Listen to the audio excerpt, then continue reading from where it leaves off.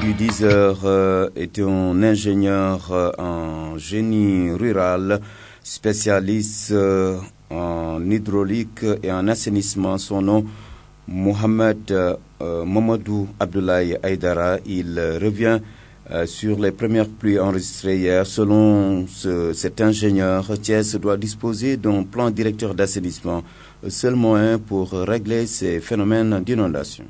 Je me rappelle en 2009, quand je venais de rejoindre mon poste à Thiès, vous avez été l'une des premières personnes à m'interviewer parce que je venais de réaliser un projet d'assainissement à Saint-Louis où nous nous sommes rencontrés et on avait parlé que l'urgence de l'élaboration d'un plan directeur. Vous savez, donc 5 ans après, le même problème demeure. Donc moi, je pense que la nécessité aujourd'hui, c'est aller à l'élaboration d'un plan directeur d'assainissement pour la ville de Thiès. Vraiment, ça, c'est une condition sine qua non pour pouvoir résoudre ces genres de problèmes. Si vous vous rappelez, à l'époque, il y avait l'inondation de la banque, d'une banque de la place au niveau de rond-point Sousse. Et ça avait causé beaucoup de dégâts. Donc moi, je pense que le problème demeure actuel.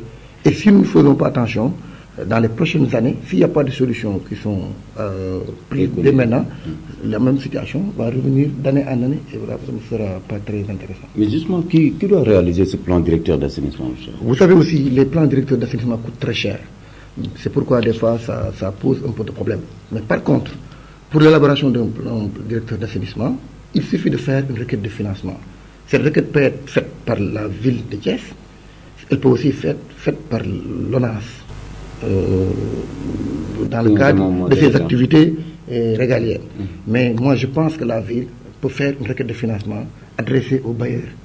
Parmi ces bailleurs, on peut citer la Banque européenne d'investissement, il y a la BAD, il y a la Banque mondiale, la Facilité africaine de l'eau, qui peuvent recevoir les requêtes de financement, les étudier pour voir comment l'étude de faisabilité, comment élaborer ces plans directeurs. La ville aussi peut soumettre cette requête de financement à l'ONAS, qui peut aussi la soumettre à des bailleurs dans le cadre de ces programmes d'activité, parce que c'est la structure en charge de l'assainissement. Et maintenant, ces deux requêtes de financement vont aller soit dans deux sens, ou bien peut-être l'une d'entre elles va aboutir en premier et on pourra en même temps, en ce moment, commencer à dérouler. Puisque le problème qui se pose maintenant, c'est le coût. C'est le coût et d'autres aspects qui sont liés à ça. L'autre aspect, en attendant peut-être de disposer de ce plan directeur d'assainissement, est-ce qu'il y a des mesures peut-être provisoires, des alternatives pour au moins essayer d'atténuer la souffrance des populations? Oui, avant de répondre à ce problème, c'est que aussi, comme les bailleurs il y a des bailleurs, ces bailleurs dont je viens de citer financent l'assainissement. Donc il y a des possibilités réelles que ça soit financé.